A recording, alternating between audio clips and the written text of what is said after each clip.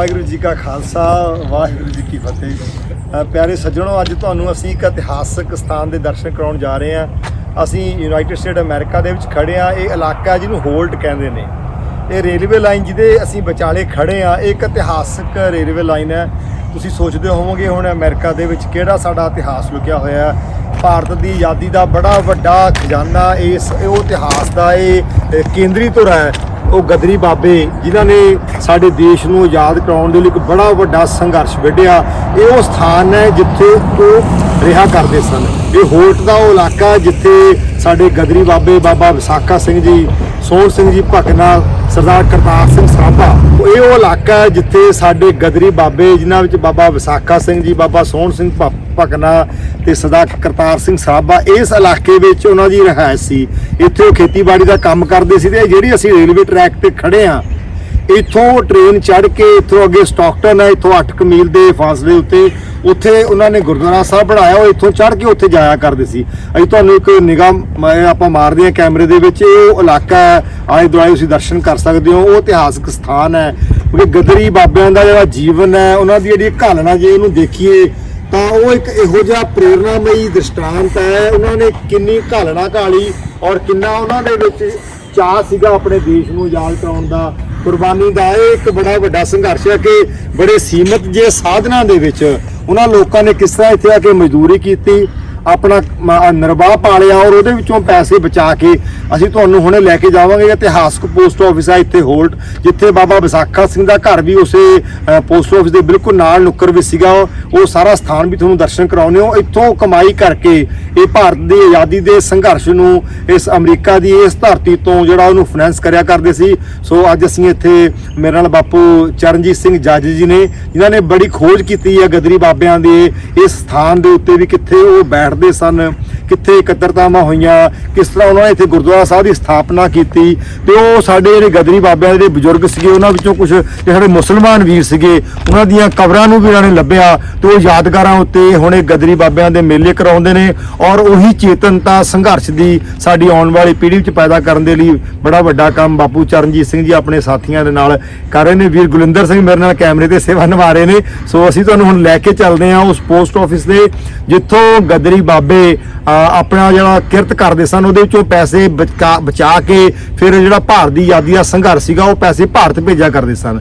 वो इन्हां वीरां ने जिहड़ा पोस्ट ऑफिस का रिकॉर्ड है उन्होंने देखिया कि उस पोस्ट ऑफिस के रिकॉर्ड दे विच अंकित है कि इत्थों गदरी बाबे उन्हां दे नाम दे उत्ते इत्थों दे पैसे उस वक्त इंडिया विच जांदे रहे ते वो भारत की आज़ादी के संघर्ष नूं जिहड़ा हैगा सपोर्ट करदे रहे। बाबा करतार सिंह सराभा साडे वास्ते बाबा ही है, भावें बचपन दे विच ही उन्हां दी शहादत होई 19 साल की उम्र भी सब तो देखो छोटी उम्र और किस तरह का उन्होंने किरदार सीगा। जिथे बहंदे सी 2 घड़ियां गल करते सी, उन्होंने संघर्ष लिए तैयार कर लेंदे सी। सो उन्होंने जीवन दीयां गाथावां, सो वो धरती है जिथे वो योधे विचरते रहे ने और इत्थों धन कमा के भारत की आज़ादी के लिए बड़ी वड्डी सपोर्ट दिंदे रहे ने। आओ तुहानूं लैके चलदे हां उस पोस्ट ऑफिस से जिथों ये गदरी बाबे अपना सपोर्ट वित्ती तौर पर मायक सहायता भारत नूं भेजा करदे सन। हाँ जी सज्जणों, आप पहुंच चुके हैं उस स्थान के उत्ते नगर तुसीं देखोगे बोर्ड ते होल्ट आ लिखिया है। ये होल्ट वो थां है, उस वक्त नगर सीगा, एक घुग वसदा पिंड सीगा जिथे वड्डी आबादी विच लोग वसदे सी और गदरी बाबे भी इत्थे आके वसे। और विसाखा सिंह होरां जिहड़ा घर की रिहायश मिलदी है इतिहास दे विच, वो एक होल्ट नगर का मकान नंबर 100। ये मगर आ थां है जिथे अज वो मकान तो नहीं है बट एक खुला थां है। कुछ इस तरह लगता जिवें कोई प्रोसैसिंग यूनिट इत्थे मगर लग्या होया, पर तुहानूं दिखाउने उत्थे कुछ पुरातन संद पए ने। भावें पता नहीं वो उस वक्त दे ने जां किवें ने, पर वो पुराने ट्रैक्टर ने जां पुराने संद उत्थे पए ने। सो बापू चरणजीत सोरी साडे नाल ने, इन्हां ने इस स्थान नूं लभ्या और पता किया है भी वो होल्ट थां किहड़ी है। सो ये जानकारी मिली है भी होल्ट नगर इत्थों शुरू होंदा है, ਇਹਦੇ मगर मकान नंबर 1 है तो मकान नंबर 1 इस थां ते सी जिथे बाबा विसाखा सिंह होरां दा रिहायश सी और सारियां इकत्तरतावां और सारी गदर मूवमेंट की प्लैनिंग इस स्थान तो होंदी सी। और तुहानूं एक झलक दिखाउने आ उस थां दी। उत्थे भावें अज घर नहीं हैगा पर ये सानूं लोड़ है पंजाबियां नूं रल के इस स्थान नूं साਂਭ लैण दी जिथों गदरी बाबे बैठ के अपनियां इकत्तरतावां करदे रहे और मूवमेंट चलाउंदे रहे। आप उस स्थान नूं देखदे और भी दिखा दी उधर पौज कर लिया दे लिया आ लिया। सो आ थां है जी तो बेआबाद हो गया। ਹਾਂ ਇਹ ਬੇਆਬਾਦ ਹੈ ਥਾਂ ਇਸ ਵੇਲੇ ਇੱਥੇ ਹੁਣ ਜਿਹੜੀ ਵਸੋਂ ਸੀਗੀ ਉਹ ਇੱਥੋਂ ਸ਼ਿਫਟ ਹੋ ਗਈ ਹੈ ਤੇ ਪਰ ਇਹ ਥਾਂ ਜਿਹੜਾ ਬਿਲਕੁਲ ਉਸੇ ਤਰ੍ਹਾਂ ਹੀ ਹੈ ਪਿਆ ਤੇ ਇਹ ਉਹ ਬਰਾਨ ਥਾਂ ਹੈਗੀ ਹੈ ਆ ਪਿਛਲੇ ਉਹਨਾਂ ਦੀ ਮਸ਼ੀਨਰੀ ਸੀ ਇੱਥੇ ਦਾ ਵੀ ਇਹਦੀ ਮਸ਼ੀਨਰੀ ਹੈ ਬੜੀ ਪੁਰਾਤਨ ਮਸ਼ੀਨਰੀ ਪਈ ਹੈ ਤੇ ਤੁਸੀਂ ਟਰੈਕਟਰ ਦਿਖਾ ਦੇ ਕਿਉਂਕਿ ਉਸ ਵਕਤ ਉਹ ਖੇਤੀਬਾੜੀ ਕਰਦੇ ਸੀ ਗਦਰੀ ਬਾਬੇ ਖੇਤੀਬਾੜੀ ਦਾ ਕੰਮ ਸੀ ਸਾਰਾ ਉਹਨਾਂ ਦਾ ਇੱਥੇ ਵੀ ਸ਼ੁਰੂ ਕਰ ਲਓ। ਤੇ ਤੁਸੀਂ ਆ ਦੇਖ ਸਕਦੇ ਹੋ ਆਹ ਟਰੈਕਟਰ ਜਿਹੜਾ ਇੱਥੇ ਇਹ ਬੜੇ ਪੁਰਾਤਨ ਸੰਦ ਇੱਥੇ ਪਏ ਨੇ ਇਹ ਟਰੈਕਟਰ ਹੈਗਾ ਉਸ ਵਕਤ ਦਾ ਤੇ ਤੁਸੀਂ ਦੇਖ ਸਕਦੇ ਹੋ ਕਿ ਯੂਨਿਟ ਹੈਗਾ ਟਰੱਕ ਛੋਟਾ ਜਿਹਾ ਹੈ ਨਾ ਤੇ ਇਹਦੀ ਸੰਭਾਲ ਕੋਈ ਨਹੀਂ ਹੈ ਖੁੱਲਾ ਇਸ ਸਥਾਨ ਤੇ ਪਿਆ ਪਰ ਇਤਿਹਾਸਕ ਸਰੋਤਾਂ ਦੇ ਅਨੁਸਾਰ ਇਹ ਉਹ ਸਥਾਨ ਹੈ 109 ਵਰਸ ਪਿੱਛੋਂ ਗਏ ਸੰਤ ਬਾਬਾ ਵਿਸਾਖਾ ਸਿੰਘ ਜੀ ਇੱਥੇ ਜਿਹੜੇ ਜਵਾਲਾ ਸਿੰਘ ਹੋਰਾਂ ਦੇ ਨਾਲ ਔਰ ਵਿਸਾਖਾ ਸਿੰਘ ਹੋਰੀ ਬਾਣੀ ਦੇ ਨਿਤਨੇਮੀ ਸੀਗੇ ਸਵੇਰੇ ਸ਼ਾਮ ਪ੍ਰਮਾਤਮਾ ਨਾਮ ਜਪਣ ਵਾਲੇ ਭਰੋਸਾ ਰੱਖਣ ਵਾਲੇ ਔਰ ਅੰਦਰ ਇੱਕ ਤੜਫ ਸੀਗੀ ਕਿ ਅਸੀਂ ਆਜ਼ਾਦੀ ਲੈਣੀ ਹੈ ਔਰ ਪੰਜਾਬੀਆਂ ਨੂੰ ਲਾਮਬੰਦ ਕਰਨਾ। ਕਰਤਾਰ ਸਿੰਘ ਸਰਾਭਾ ਇੱਥੋਂ ਹੀ ਬੈਠ ਕੇ ਉਹਨਾਂ ਨੇ ਗਦਰ ਮੂਵਮੈਂਟ ਨੂੰ ਸ਼ੁਰੂ ਕੀਤਾ ਅਖਬਾਰ ਚਲਾਇਆ 38 ਦੇਸ਼ਾਂ ਦੇ ਵਿੱਚ ਇੱਥੋਂ ਅਖਬਾਰ ਛਾਪ ਕੇ ਉਹ ਭੇਜਦੇ ਰਹੇ। ਇਹ ਗੱਲ ਦੇਖੋ ਉਸ ਵਕਤ ਲਿਖਦੇ ਵੀ ਹੱਥਾਂ ਨਾਲ ਹੁੰਦੇ ਸੀ ਛਾਪੇ ਵਾਲੀਆਂ ਮਸ਼ੀਨਾਂ ਹੁੰਦੀਆਂ ਸੀ ਮਸ਼ੀਨਾਂ ਪ੍ਰੈਸ ਦੀਆਂ ਸਾਈਕਲੋ ਸਟਾਈਲ ਕਰਕੇ ਉਹਨਾਂ ਨੂੰ ਕਿ ਅੱਜ ਵਾਂਗੂ ਡਿਜੀਟਲ ਕੰਮ ਨਹੀਂ ਸੀ ਹੁੰਦਾ ਬੜੀ ਮਿਹਨਤ ਨਾਲ ਪ੍ਰੈਸ ਚੱਲਦੀ ਸੀ ਇੰਨੇ ਦੇਸ਼ਾਂ ਦੇ ਵਿੱਚ ਇੱਥੋਂ ਉਹਨੂੰ ਭੇਜਣਾ ਤੇ ਕਿੰਨਾ ਉਹ 'ਚ ਪੈਸਾ ਲੱਗਦਾ ਹੋਵੇਗਾ ਕਿੰਨੀ ਮਿਹਨਤ ਲੱਗਦੀ ਹੋਵੇਗੀ ਔਰ ਆਪਣੀ ਕਿਰਤ ਕਰਦੇ ਸੀਗੇ ਸਾਰੇ ਕਿਰਤੀ ਬਾਬੇ ਸੀ ਇਹ ਖੇਤੀਬਾੜੀ ਦਾ ਕੰਮ ਕਰਨਾ ਮਜ਼ਦੂਰੀ ਕਰਨੀ ਪੈਸੇ ਉਹਦੇ ਵਿੱਚੋਂ ਬਚਾ ਕੇ ਫਿਰ ਅਖਬਾਰ ਕੱਢਣਾ ਖਰਚਾ ਕਰਕੇ ਅਖਬਾਰ ਨੂੰ 38 ਦੇਸ਼ਾਂ ਤੱਕ ਪਹੁੰਚਾਉਣਾ ਔਰ ਬੜੀ ਵੱਡੀ ਗੱਲ ਕਿ ਉਹ ਆਪਣੇ ਕਿਰਤ ਵਿੱਚੋਂ ਪੈਸੇ ਬਚਾ ਕੇ ਉਹਨਾਂ ਨੇ ਸਕਾਲਰਸ਼ਿਪ ਸ਼ੁਰੂ ਕੀਤੇ ਪੰਜਾਬ ਦੇ ਵਿੱਚੋਂ ਬੱਚਿਆਂ ਨੂੰ ਸਕਾਲਰਸ਼ਿਪ ਤੇ ਅਮਰੀਕਾ 'ਚ ਪੜ੍ਹਨ ਲਈ ਬੁਲਾਇਆ ਬਰਕਲੇ ਯੂਨੀਵਰਸਿਟੀ ਵਿੱਚ ਦਾਖਲਾ ਦਵਾਇਆ ਦੇਖੋ ਉਹਨਾਂ ਬਾਬਿਆਂ ਦੀ ਕਿੱਡੀ ਵੱਡੀ ਸੋਚ ਸੀ ਕਿ ਆਪਣੀ ਆਉਣ ਵਾਲੀ ਪਨੀਰੀ ਨੂੰ ਪੜ੍ਹਾਉਣਾ ਹੈ ਵਿਦਿਆ ਦਾ ਦਾਨ ਦਿੱਤੇ ਬਿਨਾਂ ਗਿਆਨ ਦਿੱਤੇ ਬਿਨਾਂ ਕੋਈ ਵੀ ਸੰਘਰਸ਼ ਨਹੀਂ ਸਫਲ ਕੀਤੇ ਜਾ ਸਕਦੇ ਕਿਸੇ ਵੀ ਦੇਸ਼ ਨੂੰ ਕਿਸੇ ਵੀ ਕੌਮ ਨੂੰ ਉੱਚਾ ਨਹੀਂ ਚੱਕਿਆ ਜਾ ਸਕਦਾ ਸੋ ਸਾਡੇ ਉਹਨਾਂ ਬਾਬਿਆਂ ਦੀ ਜਿਹੜੀ 1911 ਦੇ ਆਸ-ਪਾਸ ਉਹਨਾਂ ਨੇ ਇੱਥੇ ਕੰਮ ਸ਼ੁਰੂ ਕੀਤਾ ਔਰ ਉਸ ਵੇਲੇ ਅਮਰੀਕਾ ਦੇ ਵਿੱਚ ਪੰਜਾਬ ਤੋਂ ਬੱਚਿਆਂ ਨੂੰ ਸਕਾਲਰਸ਼ਿਪ ਦੇ ਕੇ ਬਰਕਲੇ ਯੂਨੀਵਰਸਿਟੀ ਦੇ ਵਿੱਚ ਉਹਨਾਂ ਨੂੰ ਦਾਖਲੇ ਦਿਵਾਏ ਉੱਚ ਵਿੱਦਿਆ ਦਿੱਤੀ ਸੋ ਇਹ ਇਤਿਹਾਸਕ ਸਥਾਨ ਹੈ ਜਿਹੜਾ ਕਿ ਅਣਗੌਲਿਆ ਪਿਆ ਇਹ ਸਥਾਨ ਆਪਾਂ ਨੂੰ ਸੰਭਾਲਣ ਦੀ ਲੋੜ ਹੈ ਮੈਂ ਤੁਹਾਨੂੰ ਲੈ ਕੇ ਚੱਲਦਾ ਹੁਣ ਬਿਲਕੁਲ ਇਸੇ ਸਥਾਨ ਦੇ ਸਾਹਮਣੇ ਪਰਲੇ ਪਾਸੇ ਪੋਸਟ ਆਫਿਸ ਹੈ ਜਿੱਥੇ ਉਹ ਪੈਸੇ ਇਕੱਠੇ ਕੀਤੇ ਹੋਏ ਭਾਰਤ ਨੂੰ ਭੇਜਦੇ ਸੀਗੇ ਬੱਚਿਆਂ ਦੀ ਵਿੱਦਿਆ ਵਾਸਤੇ ਆਜ਼ਾਦੀ ਦੇ ਸੰਘਰਸ਼ ਲਈ ਹਥਿਆਰ ਲੈਣ ਵਾਸਤੇ ਇਹ ਸਾਰਾ ਉਹ ਸਥਾਨ ਹੈ ਜਿੱਥੇ ਉਹ ਅਹਿਮ ਇਕੱਤਰਤਾਵਾਂ ਹੁੰਦੀਆਂ ਹੋਣਗੀਆਂ ਇਹਦੇ ਬਿਲਕੁਲ ਸਾਹਮਣੇ ਉਹ ਇਤਿਹਾਸਕ ਪੋਸਟ ਆਫਿਸ ਹੈ ਆਓ ਤੁਹਾਨੂੰ ਉੱਥੇ ਲੈ ਕੇ ਚੱਲਦੇ ਹਾਂ ਇਸ ਗੱਲ ਨੂੰ ਵੱਧ ਰਿਹਾ ਤੁਹਾਨੂੰ ਸਾਹਿਬ ਬਲਿੰਦਰ ਸਿੰਘ ਹੋਰੀ ਝਾਤ ਦੇ ਰਹੇ ਨੇ ਉਹ ਇਤਿਹਾਸਕ ਸਥਾਨ ਦੀ ਸੋ ਆ ਹੋਲਟ ਦਾ ਬੋਰਡ ਲੱਗਿਆ ਹੋਇਆ ਇਹ ਇੱਕ ਹੋਲਟ ਥਾਂ ਹੈ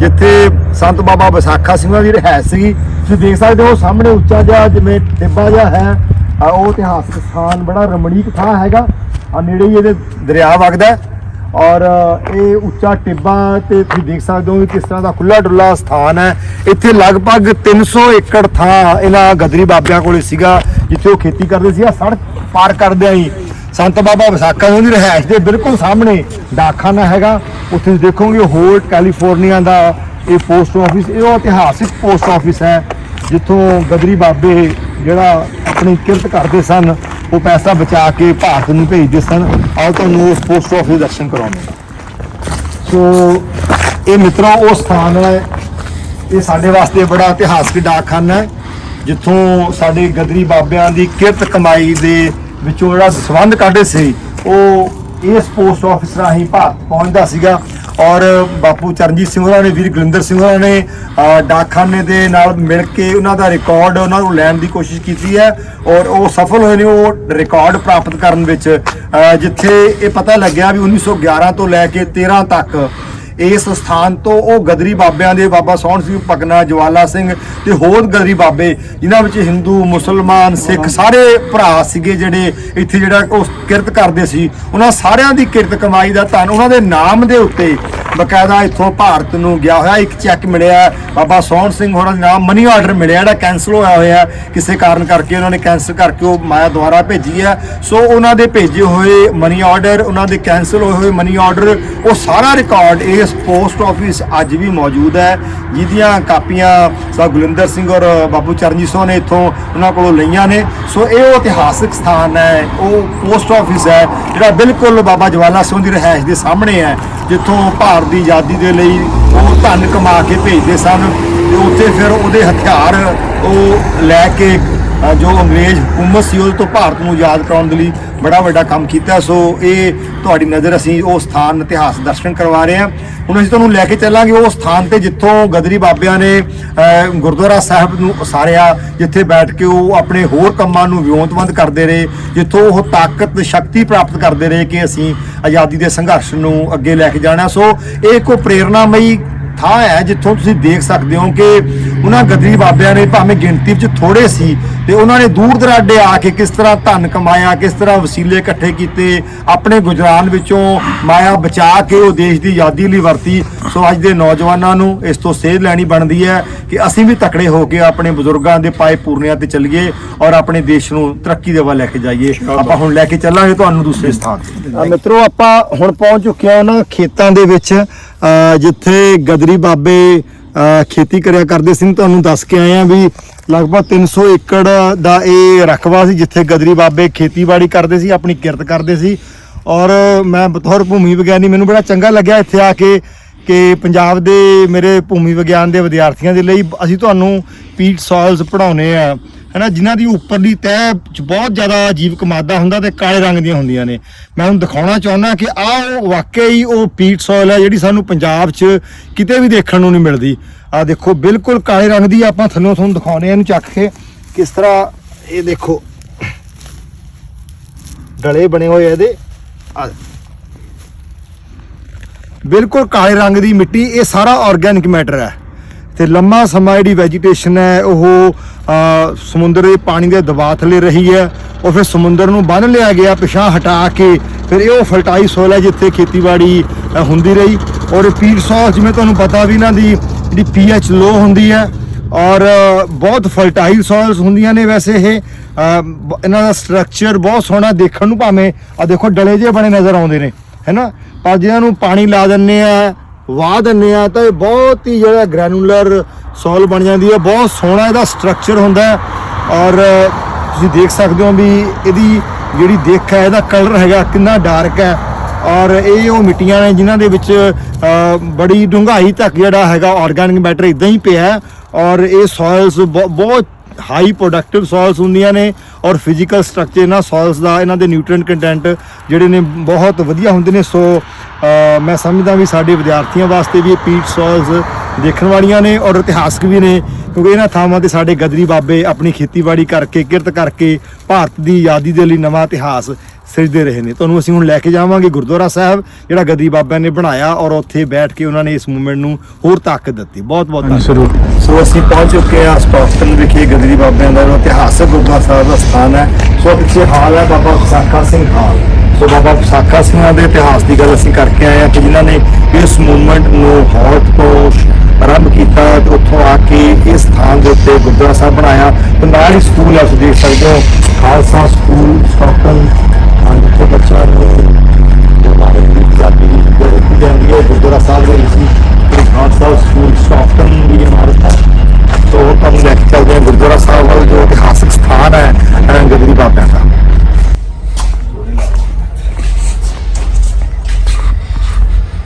ਆਹ ਆਪਣਾ ਜੀ ਨਿਸ਼ਾਨ ਸਾਹਿਬ ਆ ਗੁਰੂ ਘਰ ਦਾ, ਝੂਲਦੇ ਨਿਸ਼ਾਨ ਕੇਸਰੀ, ਸਟਾਕਟਨ ਗੁਰਦੁਆਰਾ ਸਾਹਿਬ ਗਦਰੀ ਬਾਬਾ ਦਾ ਗੁਰਦੁਆਰਾ ਤੇ ਨਾਰਥ ਅਮਰੀਕਾ ਦਾ ਸਭ ਤੋਂ ਪਹਿਲਾ ਗੁਰਦੁਆਰਾ ਅਮਰੀਕਾ ਵਿੱਚ ਸਟਾਕਟਨ ਵਿੱਚ ਬਣਿਆ ਸੀਗਾ। ਤੇ ਆਪਣਾ ਇਹ ਗਦਰੀ ਬਾਬਾ ਦਾ ਬਣਾਇਆ ਹੋਇਆ ਨਾਰਥ ਅਮਰੀਕਾ ਸਭ ਤੋਂ ਪਹਿਲਾ ਗੁਰਦੁਆਰਾ। ਅੰਦਰ ਆ ਚੁੱਕੇ ਹਾਂ ਗੁਰਦੁਆਰਾ ਸਾਹਿਬ ਤੇ। ਸੋ ਇਹ ਪਵਿੱਤਰ ਸਥਾਨ ਹੈ ਜਿਹੜਾ ਗਦਰੀ ਬਾਬਿਆਂ ਨੇ ਆਪਣੇ ਹੱਥੀਂ ਉਸਾਰੀ ਕੀਤੀ। ਤੁਸੀਂ ਸੇਵਾ ਦੀ ਲਗਨ, ਤੜਫ ਔਰ ਜਿਗਿਆਸਾ ਦਾ ਅੰਦਾਜ਼ਾ ਲਗਾ ਸਕਦੇ ਹੋ ਕਿ ਦਿਲ ਵਿੱਚ ਖੇਤਾਂ 'ਚ ਕੰਮ ਕਰਨਾ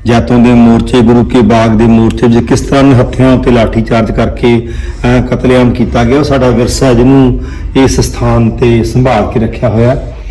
ਇਹ ਤਸਵੀਰਾਂ ਨੇ ਅੰਗਰੇਜ਼ ਰਾਜ ਦੇ ਸਮੇਂ ਦੀਆਂ। ਹੋਰ ਦਰਬਾਰ ਸਾਹਿਬ ਦੀ ਤਸਵੀਰ ਹੈਗੀ ਹੈ ਔਰ ਵੱਖ-ਵੱਖ ਯੁੱਧਾਂ ਦੇ ਵਿੱਚ ਸਿੱਖ ਜਦੋਂ ਬਟਾਲੀਅਨ ਲੜਦੀਆਂ ਨੇ ਉਹਨਾਂ ਦੀਆਂ ਮਾਰਚ ਦੀਆਂ ਤਸਵੀਰਾਂ ਨੇ। ਗੁਰੂ ਗ੍ਰੰਥ ਸਾਹਿਬ ਦੇ ਸਰੂਪ ਨੂੰ ਫੌਜੀ ਲੈ ਕੇ ਜਾ ਰਹੇ ਨੇ, ਕਿਸ ਤਰ੍ਹਾਂ ਸਤਿਕਾਰ ਨਾਲ ਬਟਾਲੀਅਨ ਦੇ ਅੱਗੇ, ਉਹ ਤਸਵੀਰਾਂ ਨੇ।